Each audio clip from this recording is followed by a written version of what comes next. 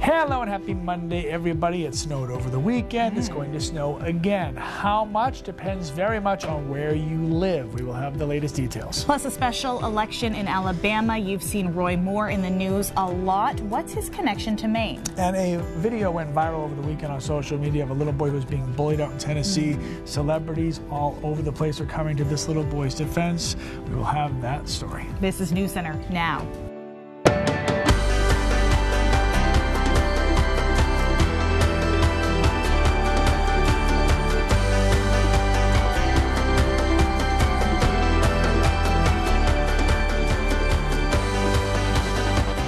The call is a call that nobody ever wants to ever get in their life.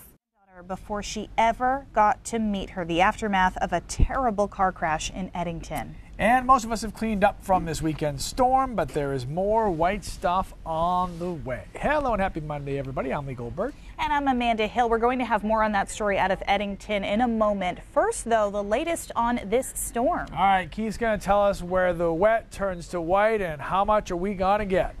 All right, guys. Well, this storm is actually a little bit more dynamic than the last one. It's right now a clipper over the Great Lakes, the eastern Great Lakes, moving through Alpena and moving into Toronto and Buffalo as well. By the way, if you watched the NFL game out of Buffalo yesterday, just tremendous how much snow they got. That was lake effect. This is a system that's going to hook its way into the Gulf of Maine. And as it does so, it'll get a little bit more energy through the day tomorrow. So it's going to be a lot more robust than what you're seeing in the Midwest right now. A lot to think about with this storm system, and the biggest thing is the precipitation type. So tomorrow morning, we start snowing relatively early along the coastline. This signature to me is a clear coastal convergence zone signature, which means that it's the onshore flow ahead of the actual storm system as it's trying to fill in. I've seen these quite a bit, and they're usually fluffy light snow early in the morning along the coastline. If you're farther inland, it won't be doing very much.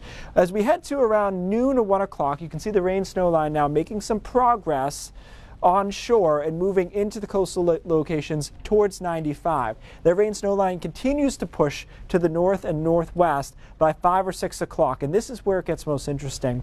The battleground will be occurring between some really chilly air in the teens and 20s and much warmer air down across the coastline. And as is usually the case, that battleground will be right around Lewiston, Augusta, and then down into Freiburg as well. On the other side of this boundary, it'll be snowing heavily through the mountains through most of the evening before the storm moves out on Wednesday with just a couple of snow showers. So guys, this is a much more dynamic storm system, therefore a more difficult forecast, but we do have a good snowfall map I'll show you in just a few minutes.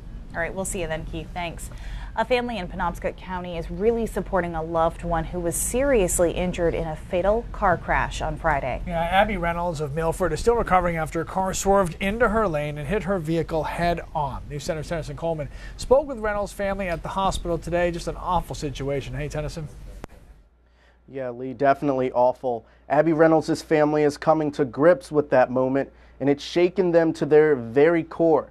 I talked to her mom, who had to fight back tears today. It's a story no mother ever wants to go through. The call is a call that nobody ever wants to ever get in their life. A life changed in the blink of an eye. She has not been awake since this. She has no idea. She doesn't know she's been in an accident still. State police say Abby Reynolds of Milford was severely injured in a head-on crash in Eddington Friday afternoon. A teen driver swerved into the wrong lane.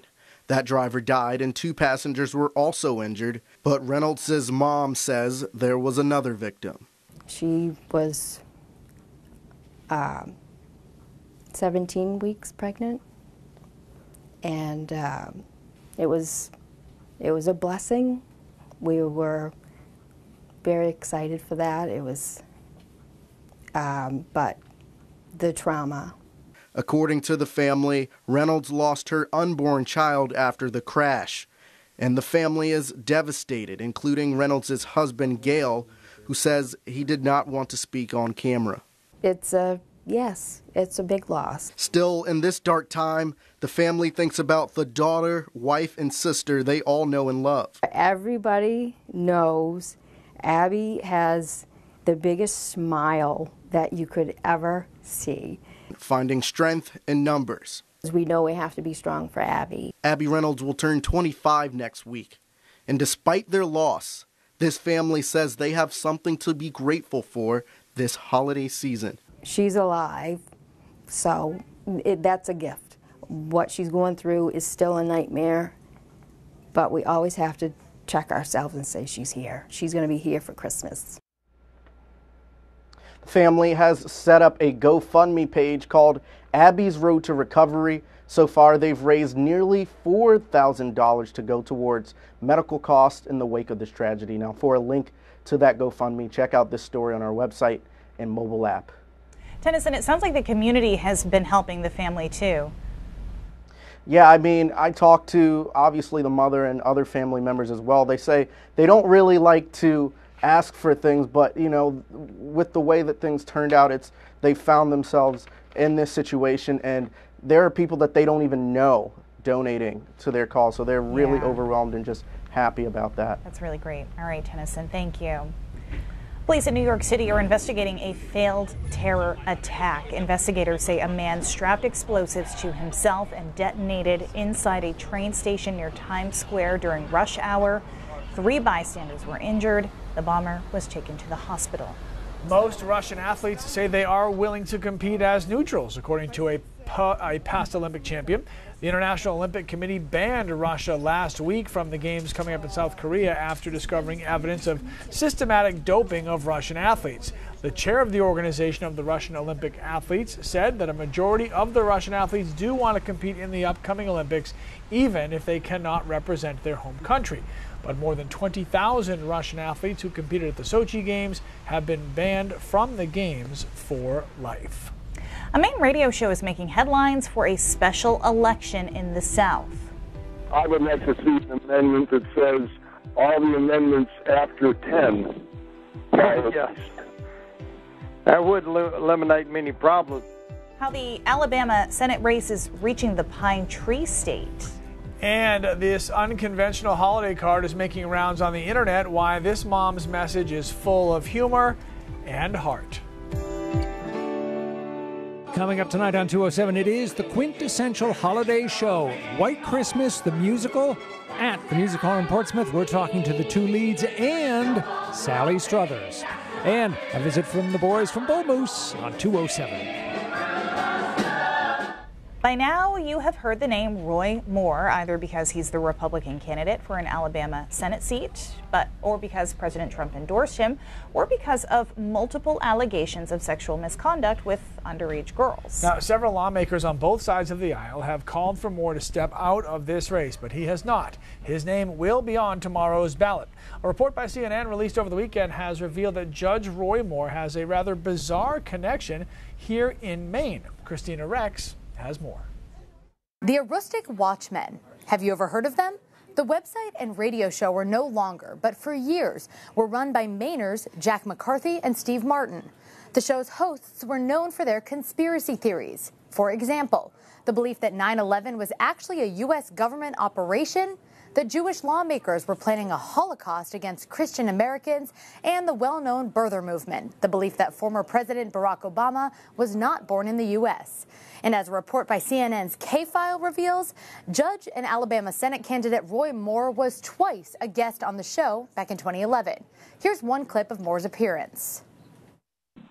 Personally, I would like to see an amendment that says all the amendments after 10. Yes. That would eliminate many problems. You know, people don't understand how some of these amendments have completely tried to wreck the form of government that our forefathers intended. Eliminating amendments after the 10th would get rid of the abolition of slavery, presidential and congressional term limits, women's right to vote, and much more. Roy Moore's spokesperson told CNN that Moore does not believe all amendments after the 10th should be eliminated. In one of his appearances on the Aroostook County radio show, Moore quoted Adolf Hitler when referencing Barack Obama's birth certificate. You know, Hitler once said, you tell a big enough lie long enough and people begin to believe it. And that's the problem. We've got to look at the simple facts of the case. And we need to recognize we need a new administration in Washington. Again, these appearances on the main radio talk show were back in 2011. While the show is no longer, in April of 2017, the Aroostook Watchman endorsed Roy Moore, writing on the Facebook page, quote, "We need this just man in D.C." The Alabama special election is tomorrow. NBC News reports that pollsters say the outcome is impossible to predict. All right, thanks, Christina. Now, we all know the holidays can be stressful. Yep. Absolutely. Right? Especially in my house with the shopping, and then there's traveling, and then there's cooking. Right. It just can be super overwhelming. So we know that this holiday card probably speaks to a lot of parents out there. It's a photo from Andrea Pritz-Smith and her 3-year-old daughter Charlotte, but this is only half of the picture. The other half of their family is thousands of miles away. Charlotte's dad, Staff Sergeant Andrew Smith, is currently deployed and will not be around for Christmas this year. Andrea wanted to include Andrew in the card and show that he is always watching for his little girl. How sweet. That photo is getting shared all across the country, and clearly Andrea has a sense of humor, saying until Andrew is home, there's always a Target and a Starbucks to get them through. That is cute. There's another viral post out there, but it's not really spreading a lot of joy. It's a boy bullied by his classmates, pulling at the heartstrings everywhere. And a Mainer is helping him find some self-confidence. We'll have those details next. And get those snow blowers, shovels, and parkas ready, because Storm Center is taking over again tomorrow. Keith has the full forecast next.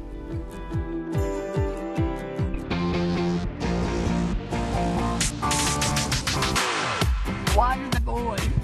What's the point of it? Why do you find joy in taking innocent people and finding a way to be mean to them? It's not okay. A painful plea launches nationwide support for this boy in Tennessee in tears over bullies at school. Now, that video of 6th grader Keaton Jones went viral this weekend when his mom posted it to Facebook on Friday. Now, in her post, she said she had to pick him up early from school because he was afraid to go to lunch. What'd they do to you at lunch? Put milk on me and put a hand down my clothes. Threw right at me. Is it just you? Yep. Now, that post with more than 22 million views allowed for the people of the internet to dig deeper into Keaton's mom's past. Now, BuzzFeed and TMZ both report she's facing backlash for pictures on her profile of her posing with the Confederate flag with members of her family. She's since shut down her Facebook page, taking that video with it, but that doesn't take away from Keaton's story. That broke hearts everywhere, and the hashtag #StandWithKeaton was born. Now, everyone from LeBron James to Justin Bieber to Donald Trump Jr. offered messages of support and love. Now, Keaton has been invited to concerts, the premiere of Pitch Perfect. Now, that's just to name a few. As you can see, this response has been overwhelming. But there's a pretty big voice from right here in Maine that's chiming in as well. Lee, you have more information on that. Yeah, so Dana White's kind of a pretty big deal. He's the president of the UFC. He went to Herman High School, and he saw Keaton's video over the weekend. Hi, over here. Over the weekend, and he posted it all on his social media platforms, and the video just took off. Yeah, Mike Brown, who went to Bonnie Eagle High School, was a world champion in MMA and now trains world champions in the UFC. He chatted with us today about how this video has struck a chord with the UFC fighters. Yeah, I mean, it is a tough time for, I think, most kids. There's always like that, high circle that is, above the crowd, maybe the better looking group, or maybe the group that has a little more money. But it's a tough time for a lot of people. I mean, a lot of fighters come from some sort of tough upbringing or something like this. It's usually not the perfect scenario of life that leads you to the sport. It's cool to see everybody kind of rally around this kid, and we're trying to reach out and give him a helping hand. Now the UFC's heavyweight champion Stipe Miocic weighed in on Keaton's video as well with this tweet. "Keaton, I've got your back. I'm getting ready for my fight, but say the word and I'm there. Come be a part of my training camp. You're not alone. Anything you need, I got you." The champ is training for his next title defense, which will happen in Boston in January. All right, check this video out. This is the scene in Buffalo yesterday. There it is. Terrible scene. There it is. Okay, I guess we don't have it. Do we have the video? No Okay. video. Oh, okay. It's Well, such good video. snow. There it is! Hey! Okay. Forecast for the area was up to 2 feet of snow during the game. It did not disappoint. In case you were wondering, NFL games are rarely postponed, only in the cases of earthquakes, hurricanes, wildfires, and lightning, not snowstorms. Oh, by the way, the Bills won the game in overtime. That is madness. Now, the Tuckers had a pretty famous game in the snow, which, ended up leading them to a Super Bowl and all that great stuff. But I saw people who were covering yesterday's game. They've never, ever seen it that bad. I mean, it snowed in football before. 17 That's inches. not rare. They got But 17 that much inches. snow during the actual game, that was crazy. It was a lot of fun to watch because normally that's a game you're not interested in, right? But because of this, and there was only one guy in the field who seemed like he actually had cleats on. It was a great game to watch. We won't get that much snow, I don't think. 17 is what they got officially at the stadium. Here's our next storm system. By the way, a lot of that was lake effect stuff, right? That's what Buffalo is famous for. Now a Clipper is starting to move through. This is the system that we're watching for tomorrow, and it will pick up a little extra steam as it gets into the Gulf of Mexico, Maine, and that's why we'll get extra moisture with this storm, and it gets a little bit more interesting. First, let's set the scene with temperatures. Tonight, we're going to drop into the teens, 20s, even along the coastline. So that cold air is going to be relatively hard to scour out.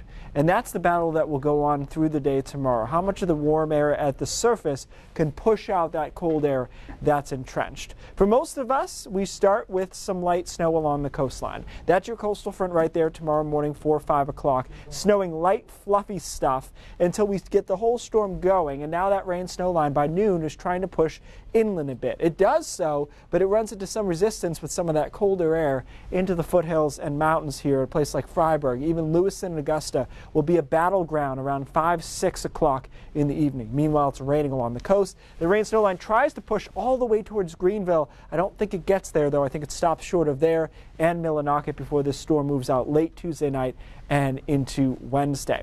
So this is a tough forecast for us, but this is what we have.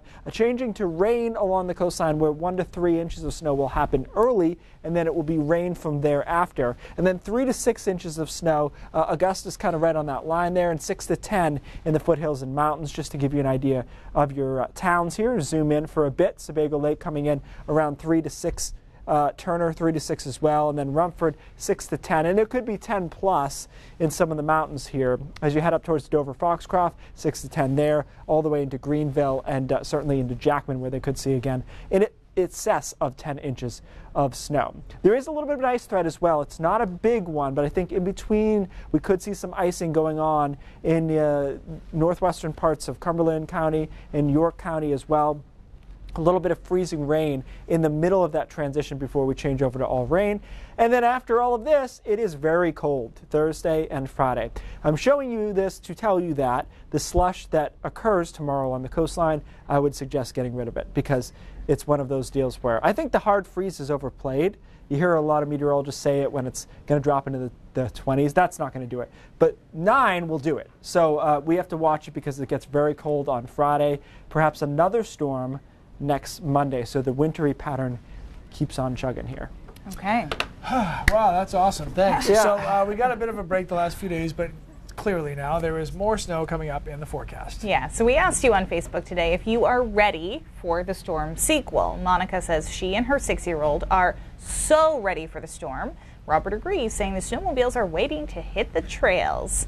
Jacqueline says every day that goes by is one day closer to spring. Sue says the snow that we have is more than enough for her. And Elliot says bring it on. But you know what? Elliot winters in Texas, so not sure why we care what he thinks, unless he's going to invite all of us down to hang out there. So that'd be kind of fun.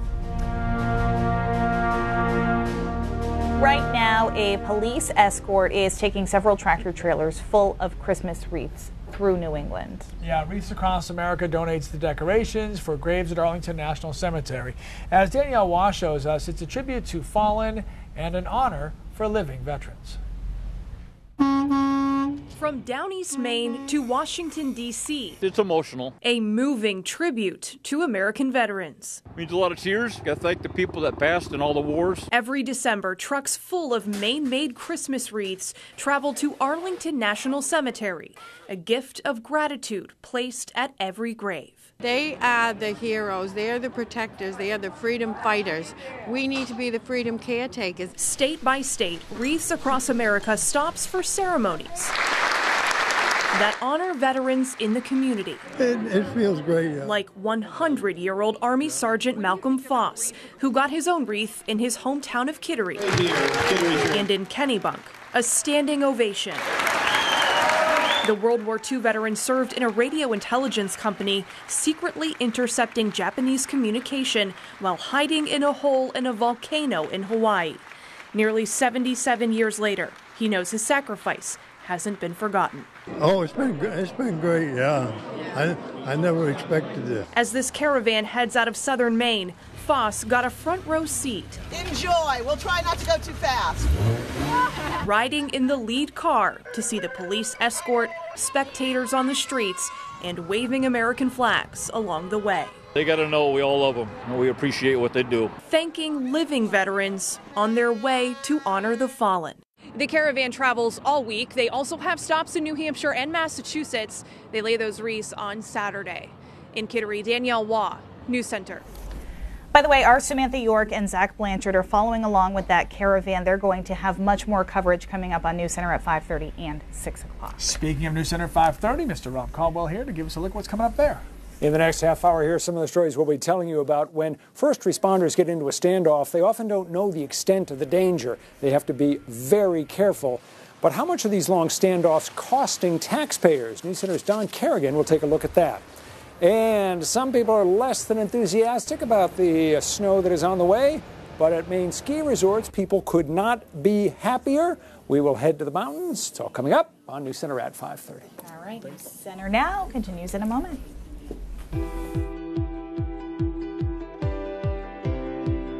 All right, this seems appropriate theme-wise. This is a map of the historical probability of a white Christmas, which I found anecdotally people wholly overestimate for most areas. If you look at the chart down here, basically anyone in the white has a 90% or greater chance of a white Christmas. So the mountains of Maine into parts of Aroostook County, and obviously you've got parts of the upper Midwest and through Minnesota and whatnot, but there's not many, right? And even when you look into Maine a little bit more closely, you're looking along the coastline at about 40% chance of a white Christmas. So it's not how we remember it, but that's the historical chances. But I would say this year the actual chances are much higher than that. Obviously we got another storm coming, maybe another one on Monday that would freshen it up. The overall pattern is very cold. This takes us all the way through basically the middle of the month. Let's go forward one more graphic. This will take us to Christmas, and this is still a pretty active storm pattern. So my feeling would be that we will end up with a white Christmas in most locations this year, exceeding the historical probability of about 40%. On way before baseball season gets here. Yeah, that's for sure. Yep. News Center at 5:30 starts right now.